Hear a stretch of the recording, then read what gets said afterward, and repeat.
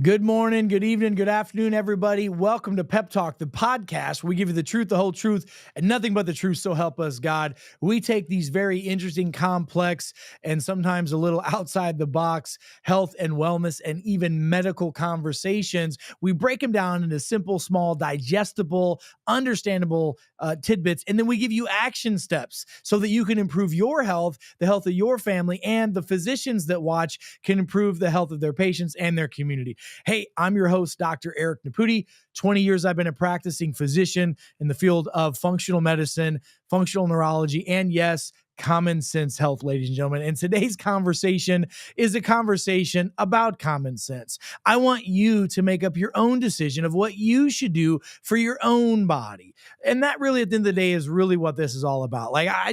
Nobody should tell you what you have to do and shouldn't be able to do when it comes to your health. God gave you free will, and the free will to believe that or not is completely up to you. I want to have a conversation with you today about fluoride.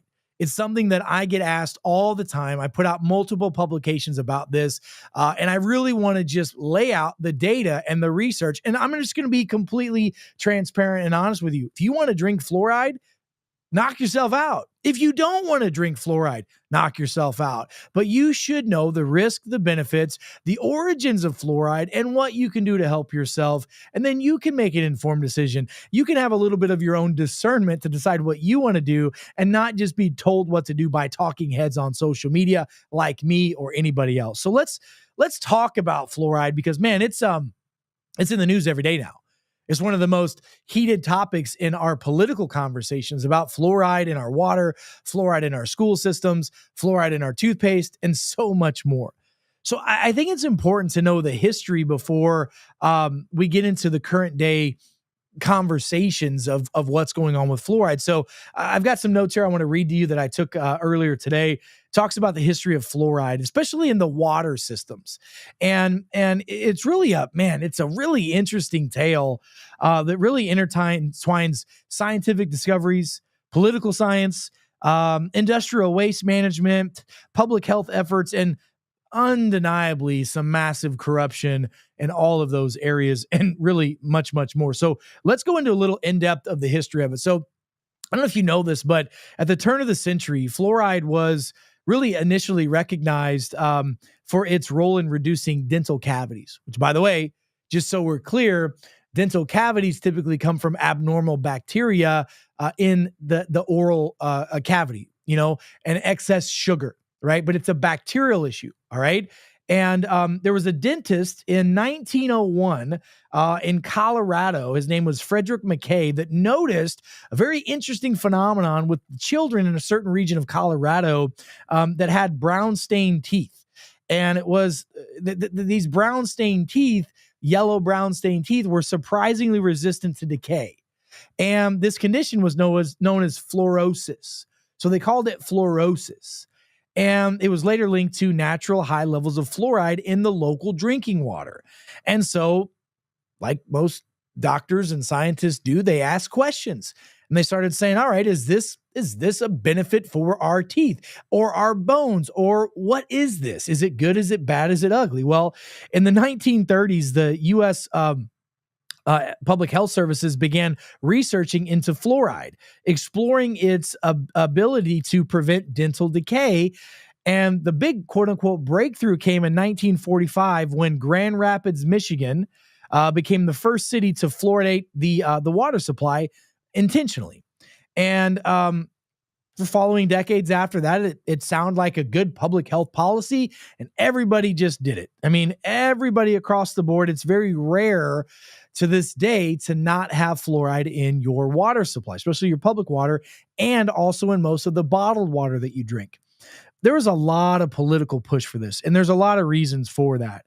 There was a big industrial influence push behind this. I don't know if you know this, but during World War II, fluoride became a critical component in the production of aluminum. So it was a byproduct of the production of aluminum. By the way, aluminum, was needed for making ammunitions, right? And these huge aluminum companies like Alco, if you guys remember Alco, which is the aluminum company of America, and other giants were producing massive amounts of fluoride waste, It was waste product of making aluminum. And by the way, this was a toxic waste. And they knew it was a toxic waste and they needed to do something with it. They didn't know what to do with it. So there was some strategic marketing that I like to refer to as propaganda, and a lot of public relations to push this out there. By the way, a guy by the name of Edward Bernays, look him up. Edward Bernays was the quote unquote guru at the time for PR, public, relations and spin. He was the spin master.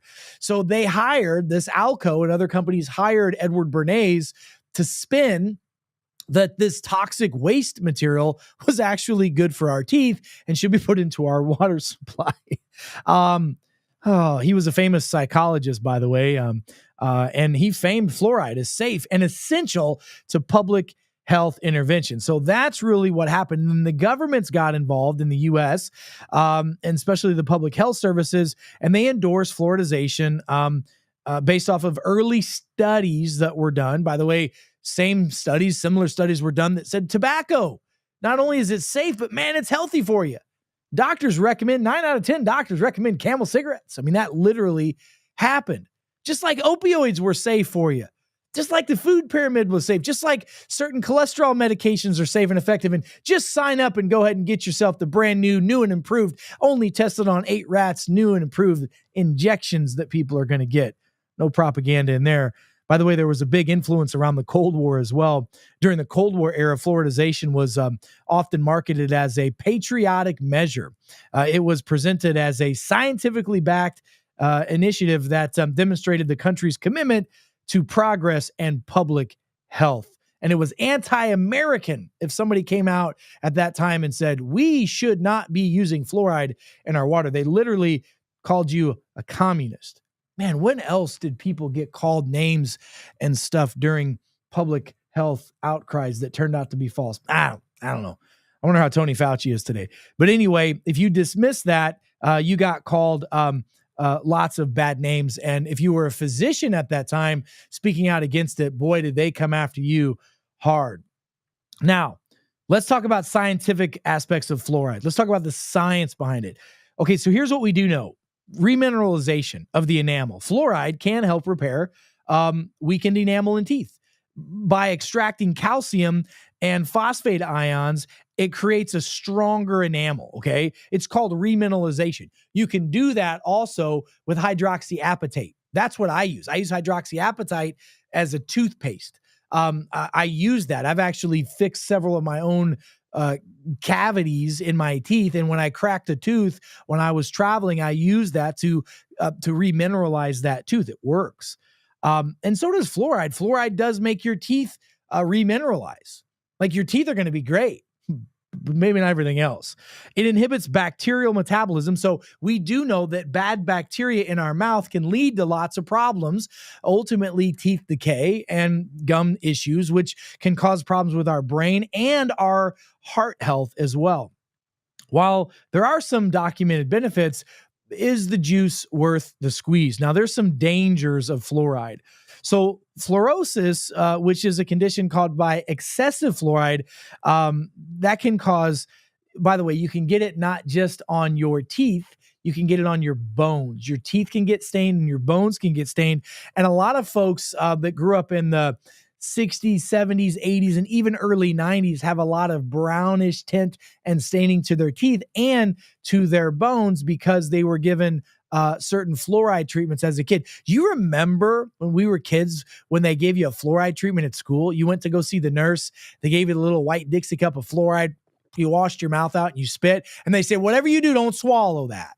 Don't swallow that. Swoosh it around and spit it. And the nurse would watch you do that so you wouldn't swallow it. Why? Because fluoride is a neurotoxin.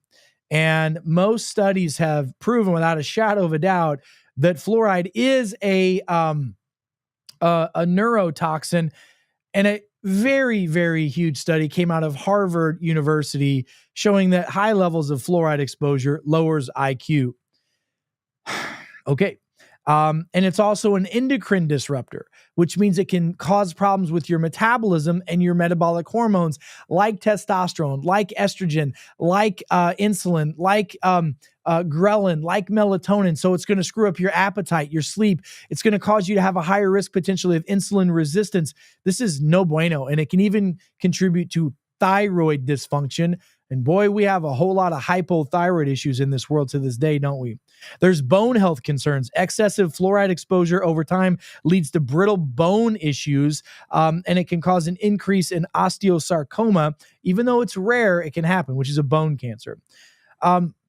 We also talk about a little bitty doses over a long period of time in your water system, building up in your cells, in your gut, and in your liver and your kidneys. So that also is a problem. We also know that fluoride can cause leaky gut syndrome. So we know that your intestinal tract can literally get little permeable holes poked in it from taking fluoride. So I'm telling you, fluoride is a very concern. I mean, but the reality of it is that you should have the freedom to choose. It shouldn't just be carte blanche in the water system. It shouldn't be in the water we're putting on our body when we bathe or shower. It shouldn't be in the fluids we drink. It shouldn't be in the water we use to cook our foods unless we decide that it should be. And we should have that choice. Now we've got all these different, political action committees, and we've got all these different types of, lobbyists that are trying to keep fluoride in your water and in your food. Why would they do that? If a new report, listen to this, there's a brand new report that just came out that water fluoride levels at World Health Organization's levels that are recommended lower your IQ for yourself and your children. And I don't know if you know this, but common sense is not that common in the world to this day. And it seems as though there's less and less of that and less critical thinking. I'm not saying fluoride is the only cause of it, but it sure as hell is a contributing factor. And what's crazy is, listen to this. There is currently a lawsuit against the Environmental Protection Agency in the United States regarding the human toxicity of fluoride in water. According to the latest press release that's happened in federal court, the judges are ruling on this and saying that, yes, fluoride is problematic. And we need to get this out of the water system. And people should have the freedom to choose what to do with this. I want you to understand that a recent study that came out by the EPA that said that there are no safe levels of fluoride allowed in the human body. Why is there still fluoride in your water system? It's going to be removed soon. But we've been having these conversations as healthcare practitioners for the last 45 to 50 years saying that, listen, the research doesn't add up with what they told us. And now, thank God, through social media, we now have the ability to communicate with each other. However, the censorship police try to stop conversations like this. Look, I really, truly don't care what you do, but you should have the freedom to choose and have an informed consent if this fluoride is good for you and your children and your animals. Don't you agree? Anyway, there's a lot of conversations right now happening on a political level about releasing the true data about fluoride, about removing it from our water systems. But there are people that are fighting and they have an agenda to keep it in the ecosystem. Look, science should always be evolving. Once something is found that was supposedly safe now with the new science, of course, the science did show it was bad then as well, but new science shows it's not safe nor effective.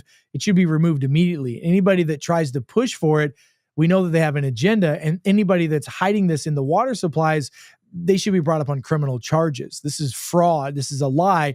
And the FTC should be getting involved, going after the individuals, the scientists, and even those that paid for the research to make the case that fluoride is safe and effective for human consumption. But don't take my word for it. You go ahead and do your own research and decide what you want to do. Listen, I wanted to do a quick hit on this because I think knowledge is power, but wisdom is taking that knowledge and applying it to your life. I want to give you resources so that you can help yourself make an informed decision for yourself and your family. Go back, rewatch this, re-listen to this. Go do your own research. Deep dive into this. Don't just sheepishly say okay to things. Ask questions. Why? Because the quality of your health is in direct proportion to the quality of the questions you ask yourself and you ask other people. I want you to go to our website, go to peptalk.world. That's peptalk.world. Make sure you like, subscribe, and share. Tag us on social media as well so we can get the message out, because people don't want the truth out, because the truth, folks, will set you free. Until we meet again, I'm Dr. Eric Naputi. God bless you, God bless America, and God bless the world. Stay smart out there. We'll see you soon. Be well.